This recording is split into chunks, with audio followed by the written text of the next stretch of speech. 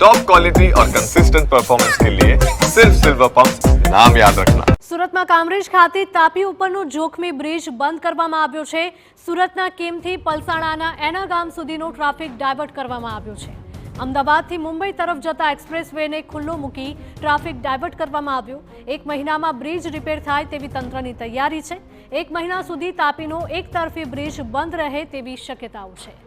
તો કામરેજમાં તાપીના બ્રિજ ઉપર લગાવેલી જોખમી પ્લેટનું કલેક્ટરે નિરીક્ષણ કર્યું હતું અને ત્યારબાદ બ્રિજ બંધ કરવા માટે સૂચના આપી।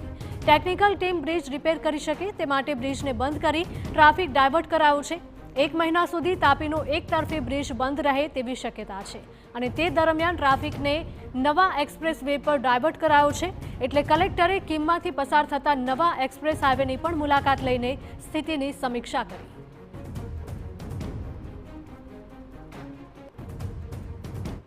અને ટ્રાફિક ડાયવર્ટ કરીને જેને કરીને ટેકનિકલ માણસોને કામ કરવા માટેનું ખુલ્લું સ્પેસ મળે એટલે કરીને આપણે પલસાણા ડાયવર્ટ કરીએ છીએ ટ્રાફિક। એકમાં જે નવા એક્સપ્રેસ વે છે ત્યાંથી જે છે બધા વાહનોને આપણે ડાયવર્ટ કરીએ અને આવનારા 20 થી 25 દિવસ ઓલમોસ્ટ એકાદ મહિનામાં આ બ્રિજનું સમારકામ થઈ જશે।